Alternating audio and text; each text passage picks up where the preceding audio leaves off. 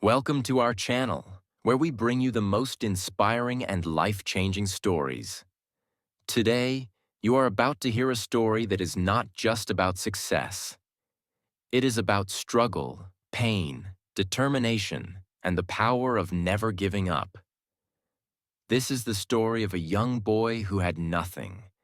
Not a single penny, not a comfortable home, not even enough food to eat. A boy who lost everything at a young age, who had no one to help him, and who faced hunger, loneliness, and endless hardships. But that boy did not accept his fate. That boy refused to give up. He walked for 2 years, covering a distance of 470 kilometers, with no money, no food, and no shelter. He faced storms, hunger, and exhaustion, but he never stopped. That boy later became the founder of the world's most powerful luxury brand, Louis Vuitton. How did he do it? How did a homeless, hungry boy become the creator of a billion-dollar empire? How did he turn his pain into power and his struggles into success? Everything in this story is true. Every struggle, every success, and every detail. Watch the full story to truly understand the journey from nothing to ultimate luxury. Trust me, you won't regret it. This story isn't just inspiring. It's a powerful way to improve your English. With engaging storytelling, rich vocabulary, and real-life lessons, you'll learn naturally while enjoying an incredible journey. Now let's begin from the very start. In the year 1821, in a small village called Angers, France, a baby boy was born into a poor family. His name was Louis Vuitton, but life did not welcome him with comfort or wealth. From the moment he was born, he was surrounded by hardship. His father, Xavier Vuitton, was a carpenter, a hard-working man who built furniture and small wooden structures. His mother, Coronne Gaillard, was a hat maker who spent her days sewing hats for local women. They worked day and night, yet their earnings were barely enough to buy food. Louis grew up in a tiny wooden house with a leaking roof and cold, damp floors. Winters in Angers were brutal. Snow covered the village for months, and cold winds made life even harder. There was no heating, no warm blankets, and no comfortable bed. Louis and his family had to survive with whatever they had. At a young age, he learned that life was not fair. He did not have the toys that rich children had. He did not go to school like them.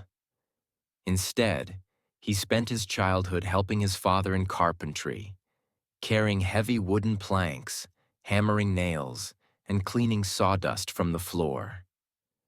His hands were rough, his clothes were torn, and his stomach often remained empty. But Louis was different from other children in his village. Even though he was poor, even though he had nothing, he had something that others did not. A dream. Every day, travelers passed through his village. Rich men and women dressed in fine clothes, carrying large wooden trunks and suitcases. Louis would watch them with fascination. Where were they going? How far were they traveling? Who made those beautiful trunks they carried? He had never seen the world beyond his small village, but his heart longed to know more. He was curious, hungry for knowledge, and desperate for a better life. But fate was not kind to him. When Louis was just 10 years old, his mother fell sick. There were no hospitals in the village, no doctors to treat her. Day by day, her condition worsened. One morning, as the sun rose over the hills, Louis's mother took her last breath. She was gone. Louis stood by her grave, silent, unable to cry. His world had fallen apart. His father, broken by grief, became distant and cold. He no longer had the strength to take care of Louis. For the first time, Louis felt completely alone. But in that moment of pain, he made a decision. He would not stay in this village forever. He would not accept a life of poverty. He would leave. He would chase his dream. But how? At the age of 13, Louis had no money, no horse, and no food. Paris, the city of dreams, was 470 kilometers away. It was impossible. Or was it? One evening, as the village prepared for sleep, Louis packed a small bag. He had no map, no guide, only a dream. He did not tell his father. He did not say goodbye to anyone. Before the sun could rise, before anyone could stop him, Louis took his first step on the long road to Paris. He did not know what lay ahead. He did not know how he would survive. But he knew one thing. He could not stop. He walked for hours, then days, then weeks. His feet were sore, his body weak. Sometimes kind strangers gave him food. Other times, he went to bed hungry, lying under trees, using his bag as a pillow. He crossed forests, mountains, and rivers. He worked as a farm helper in small villages, earning food in exchange for labor. Rain soaked his clothes, winter winds burned his skin, but he never turned back. He was tired. He was starving, but he was determined. After 2 years of walking, struggling, and surviving with nothing but determination, Louis Vuitton finally arrived in Paris. But Paris was not the magical place he had imagined. The city was massive, filled with thousands of people, carriages rushing through the streets, and markets overflowing with food and luxury goods. The air smelled of fresh bread, roasted coffee, and perfume. Things Louis had never experienced in his poor village. But there was also another side to Paris. The streets were dirty, packed with beggars, thieves, and struggling workers who barely made enough to eat. The reality was harsh. Paris was not a place that welcomed the poor. And Louis had nothing. No home, no family, no money. He stood at the edge of the city, exhausted, his clothes torn, his feet bleeding from the long journey. His stomach growled, but he had no food. For the first time in 2 years, fear crept into his heart. Where would he sleep? How would he survive? The first night in Paris was the hardest. Louis found an empty wooden cart abandoned near a bakery. He crawled inside, pulled his small bag close to his chest, and tried to sleep. The streets were noisy. People laughed, shouted, and horses clattered against the stone roads.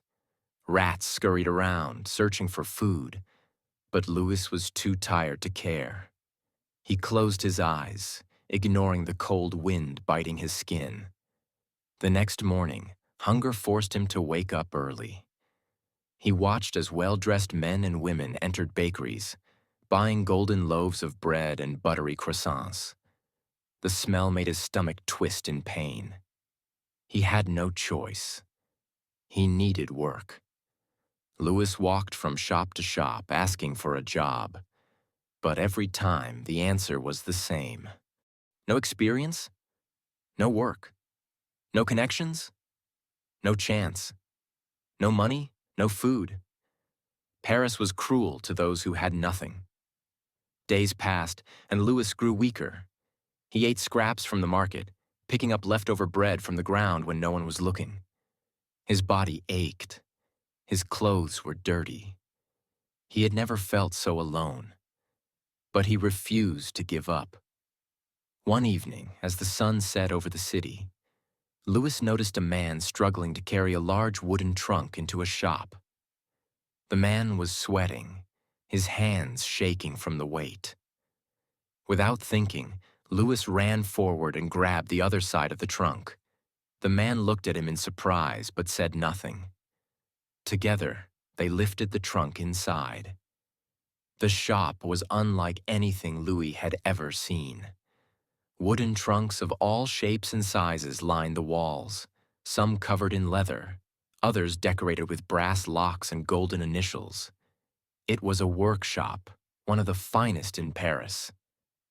The owner of the shop, Monsieur Maréchal, watched Louis with sharp eyes. "You're strong for a boy your size," he said. "What's your name?" "Louis Vuitton, sir? What do you want?" Louis took a deep breath. This was his chance. "I want to work." Maréchal raised an eyebrow. "Can you make trunks?" Louis hesitated. "No, sir, but I can learn." The old man chuckled. "Everyone says that, but not everyone is willing to do the hard work." Louis's stomach clenched. He had come too far to be rejected again. "Give me a chance," he said, his voice firm. "I will work harder than anyone else." There was silence. Then Maréchal nodded. "Fine. You start tomorrow. But don't expect money yet. You work, you learn, and if you're good, then we'll talk about payment." Louis bowed. "Thank you, sir." He had done it. He had found a place to work. But this was only the beginning. The next morning, Louis arrived before sunrise. The workshop was freezing. The scent of fresh wood and glue filled the air. Tools were scattered across wooden tables: hammers, saws, chisels, and needles for stitching leather. Louis was assigned to sweep the floor, fetch tools, and clean up after the workers. At first, he didn't mind.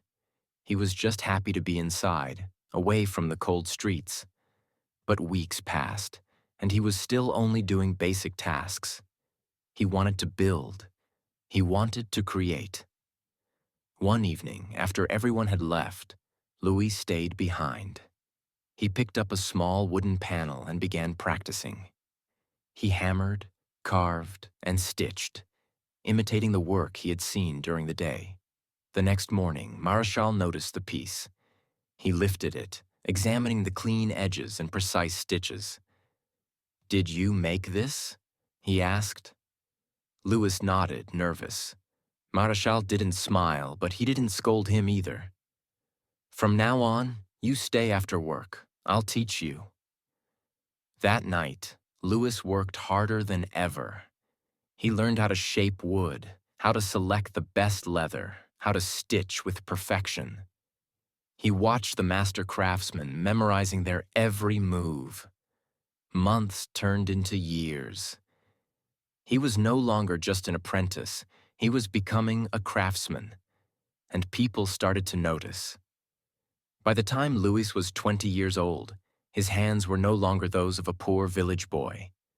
They were the hands of a skilled artisan. He was faster than the other workers, more precise in his craftsmanship, and more creative with his designs. Nobles and wealthy customers began requesting him by name. "I want my trunk made by Vuitton." "That boy makes the finest trunks in Paris." His reputation grew.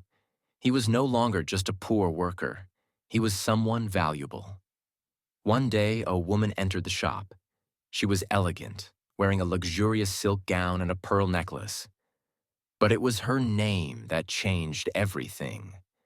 She was Empress Eugénie, the wife of Napoleon III, the ruler of France. She was not just another wealthy customer. She was royalty. Her silk gown shimmered under the golden chandeliers of the workshop. Her diamond earrings sparkled as she glanced around, unimpressed by the ordinary trunks lining the walls. But when her gaze fell upon Louis, her sharp eyes narrowed. "Are you the young craftsman they call Vuitton?" she asked, her voice smooth but commanding. Louis swallowed hard. He had worked for years, perfecting his skills, but nothing had prepared him for this moment. "Yes, Your Majesty," he replied, bowing slightly. She studied him for a moment, then turned to Monsieur Maréchal, the workshop's owner. "I need a trunk, but not just any trunk," she said. "I travel often, and my trunks are too heavy, too impractical. I want something elegant yet functional, something no one has ever seen before." Louis's mind raced. This was his chance. If he impressed the Empress, his name would spread through the entire country. But if he failed, he would lose everything. Louis had seen the problems with traditional trunks. Back then, travel trunks were bulky, round-topped, and difficult to stack. They were covered in thick leather, making them heavy and impractical. Most importantly, they were not designed for modern travel. But Louis had an idea, something that had never been done before. He stepped forward, his hands slightly trembling. "Your Majesty, what if I create a trunk that is light, elegant, and stackable?" he said.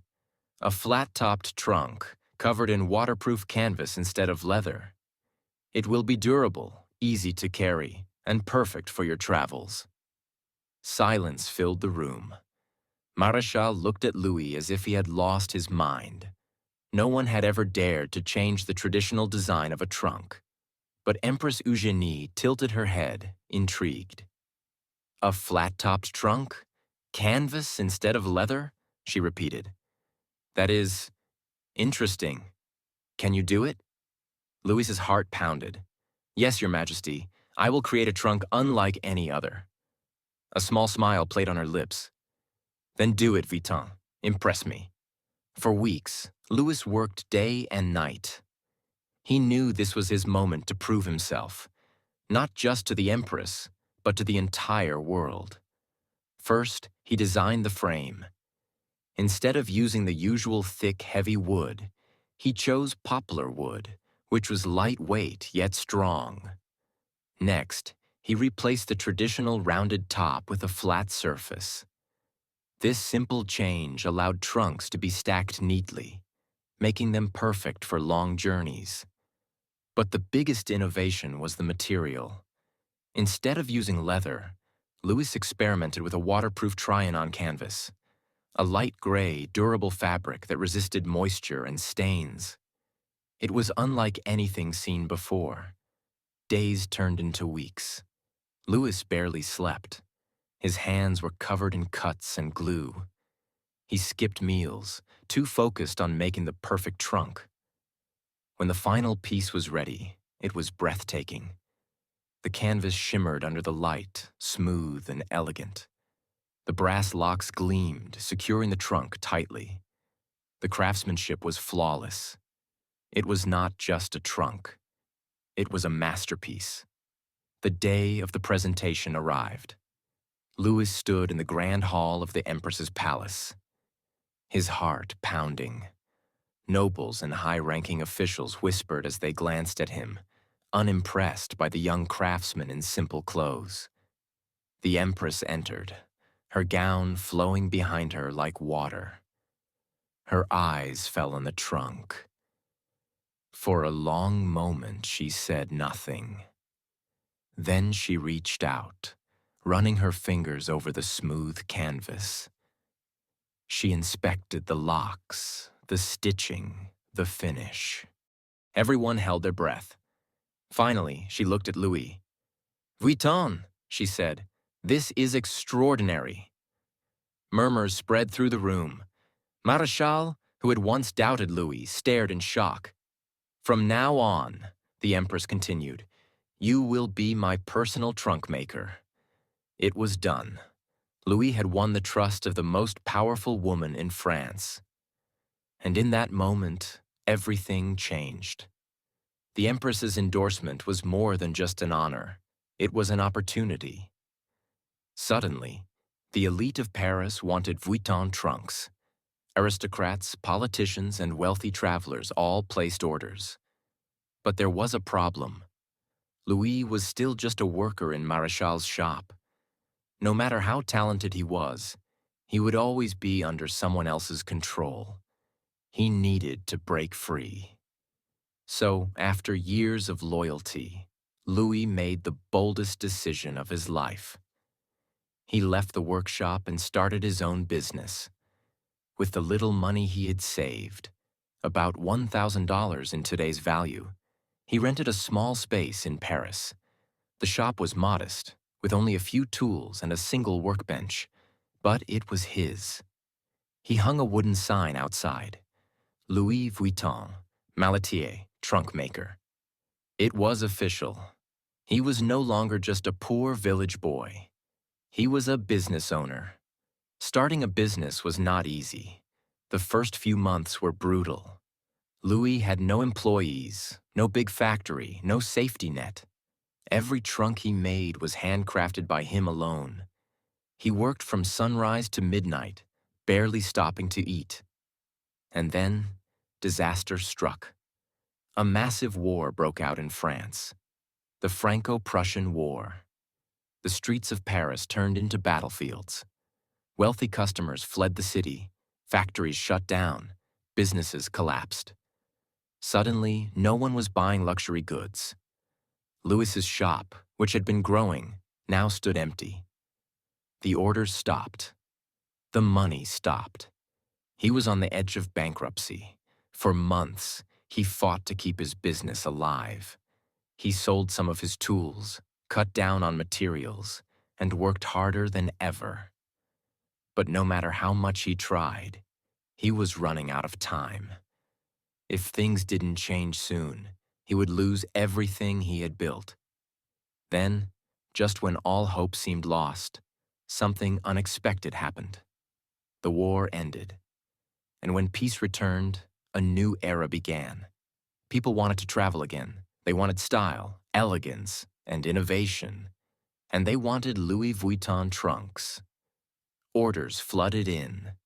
His shop, which had been nearly abandoned, suddenly became the most talked about business in Paris.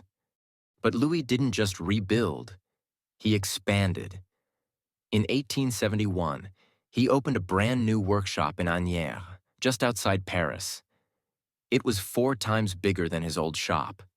He hired workers, trained apprentices, and designed new collections. His dream was no longer just a shop. It was an empire in the making.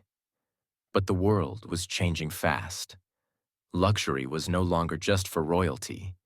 It was for the rising elite. While Louis was building his empire in the 80s, his personal life was also changing. He married Clémence Émilie Pariot, a strong and supportive woman who believed in his dreams. She was not just his wife. She was his partner. They had a son, Georges Vuitton, who later expanded the business. But success came at a cost. Louis, obsessed with perfection, spent endless nights in his workshop, barely seeing his family. He missed birthdays, gatherings, and quiet evenings, all while chasing his dream. From the very beginning, Louis understood something most businessmen didn't. If you want to create a lasting brand, you must sell to the rich. But why? The wealthy had power. They influenced fashion, trends, and the desires of society. If aristocrats and high-status travelers used Vuitton trunks, everyone else would dream of owning one too. And there was another reason. Rich customers did not argue about price. They only cared about exclusivity. Louis never tried to sell to the masses. He focused on a few elite clients who were willing to pay top dollar for something unique and handcrafted. This strategy worked like magic. Soon, not only nobles, but also bankers, businessmen, and world travelers started ordering Vuitton trunks. Owning a Louis Vuitton trunk was no longer just about travel. It was a status symbol. Louis Vuitton had built an empire, but his journey ended in 1892 when he passed away, leaving his son, Georges Vuitton, in charge. Before passing away, Louis called Georges to his side and gave him one final lesson. Never sell cheap, never sell to the masses. Our name must always stand for the best. If the world changes, we must change with it, but never lose what makes us special. Georges was young, ambitious, and determined to take his father's vision to new heights. He expanded Louis Vuitton beyond travel trunks, introducing handbags, cutlery bags, and luxury minibars that changed the world of high fashion. As his business grew, copycats appeared. Cheap imitations of his designs started flooding the market. Customers were being tricked into buying fake Vuitton trunks. Louis knew he had to protect his brand. He introduced the LV monogram in 1896 to stop counterfeits, making Louis Vuitton a name that only the wealthy could afford. Under Georges, the brand didn't just survive, it dominated the luxury market. But nothing lasts forever. Georges was aging. The empire was growing too big for one man. The world was changing fast. Automobiles, airplanes, and a new era of fashion were emerging. For decades, Georges had worked endlessly to expand the Louis Vuitton brand. He introduced leather handbags and accessories that became a status symbol. He opened stores internationally, making Louis Vuitton a global name. He protected the brand's exclusivity, ensuring that LV remained a luxury reserved for the elite. But in the 1930s, Georges faced his greatest challenge yet. His health began to fail. Years of stress, constant innovation, and global expansion had taken a toll on his body.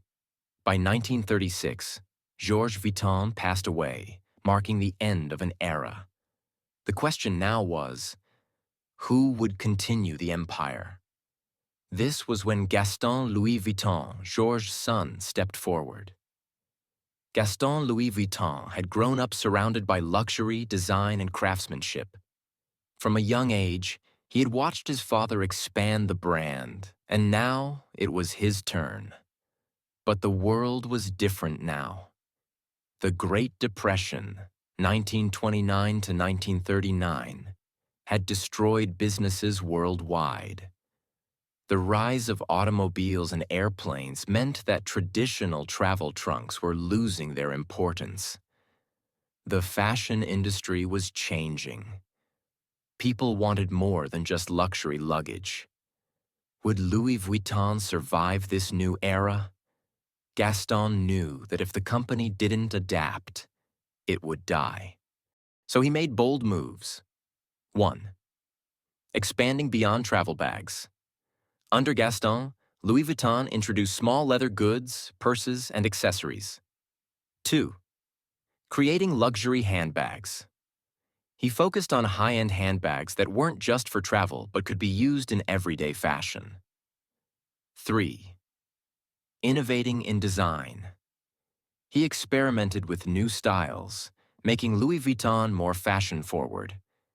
But before he could push his vision further, World War II erupted, putting everything at risk. During World War II, 1939 to 1945, France was occupied by Nazi Germany. The country was in chaos, businesses were shutting down, and luxury brands were struggling to survive. Gaston Louis Vuitton had to make a choice: either close the business or find a way to keep it running. To survive, Louis Vuitton worked with the German-occupied French government. This was a controversial decision, and for years, this part of Louis Vuitton's history remained hidden. It wasn't until decades later that reports revealed the brand's ties to the Nazi government. But despite the war, Louis Vuitton survived. And when the war ended, Gaston Louis focused on rebuilding the brand's image. But this wasn't easy. After World War II, Europe was in economic ruins. The luxury market was weak, and people weren't thinking about expensive handbags or designer luggage.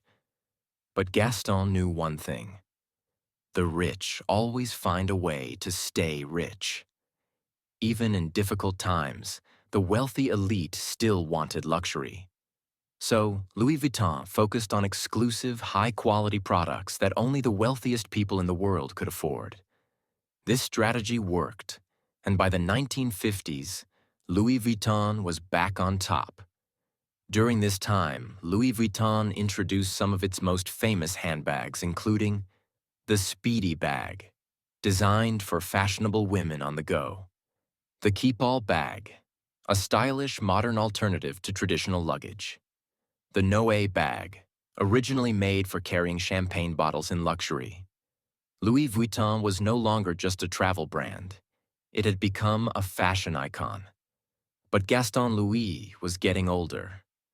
Who would take the empire into the next generation? By the 1960s, Louis Vuitton had grown into one of the most respected luxury brands in the world. But the world was moving faster than ever. New fashion trends were emerging. The wealthy class was expanding.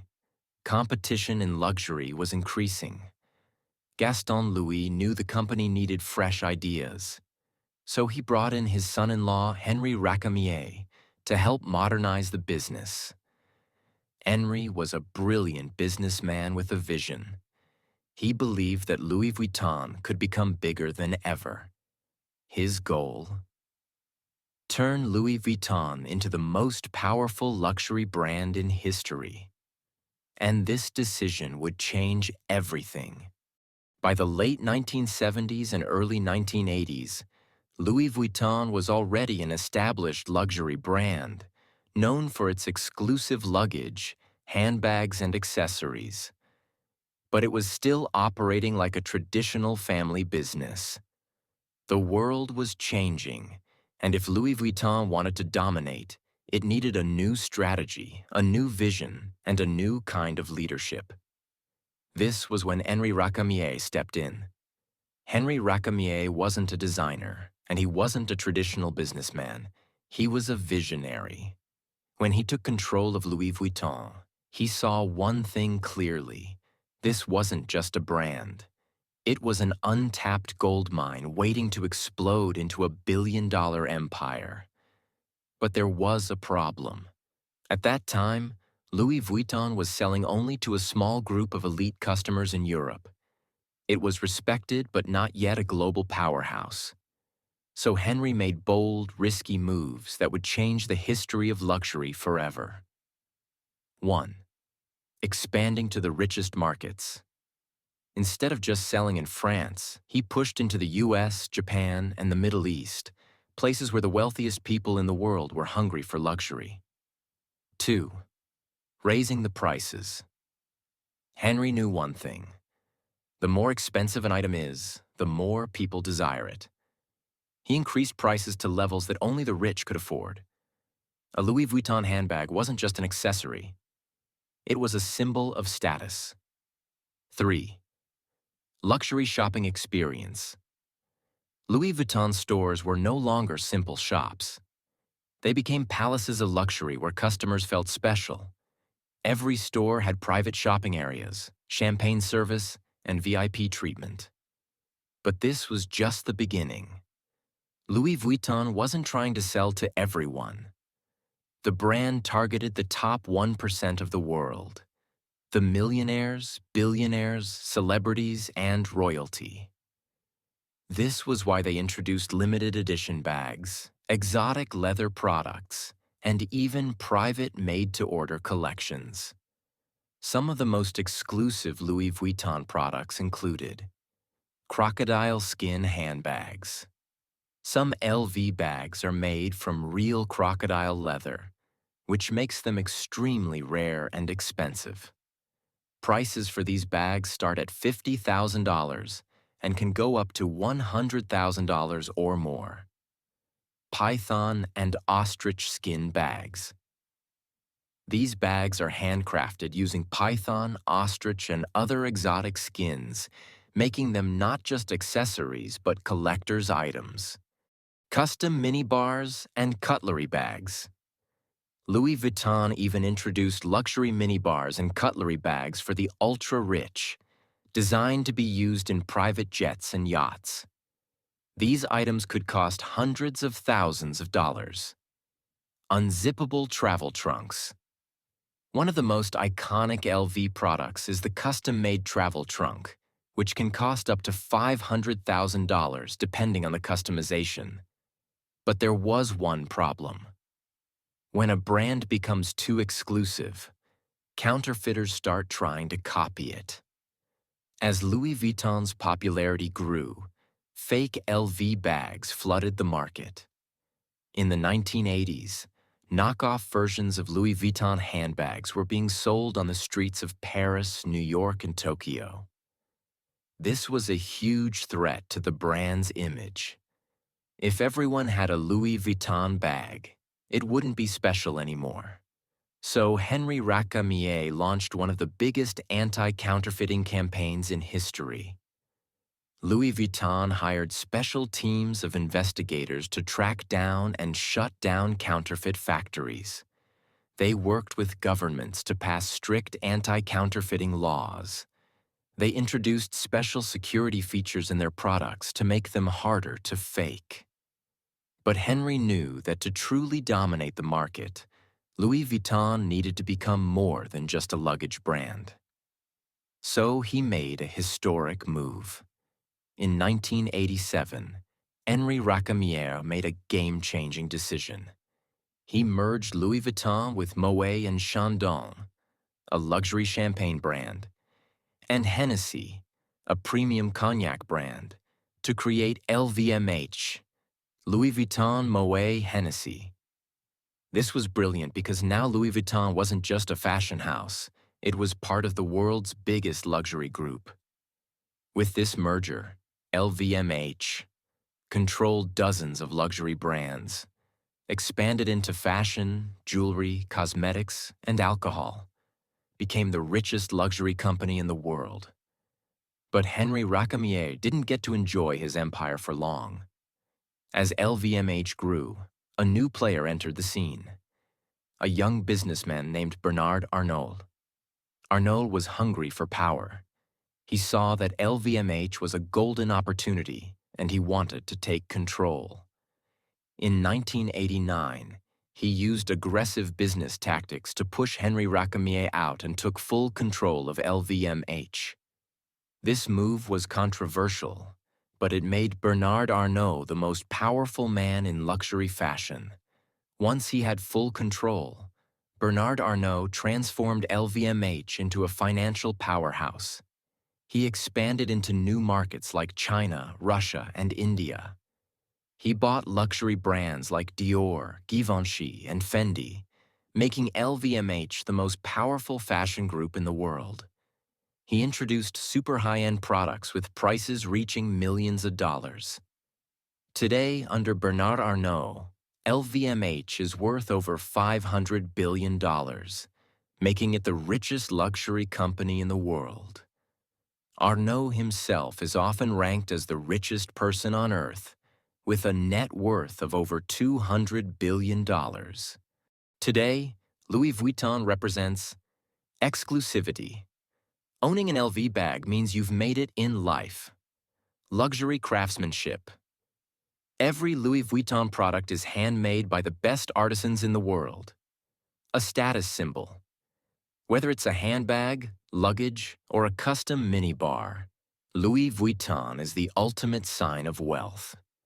Even after 170-plus years, Louis Vuitton remains the most powerful luxury brand in the world. And it all started with one young man, Louis Vuitton, who had nothing but a dream. Louis Vuitton's story is a lesson in determination, vision, and risk-taking. From a poor boy in a small village to the biggest luxury empire in the world, Louis Vuitton proves that hard work and innovation can change everything. Every step, from handcrafting trunks to creating billion-dollar handbags, was built on excellence and exclusivity. And even after wars, economic crises, and battles for control, Louis Vuitton has stood the test of time. This is more than a brand, it's a legacy.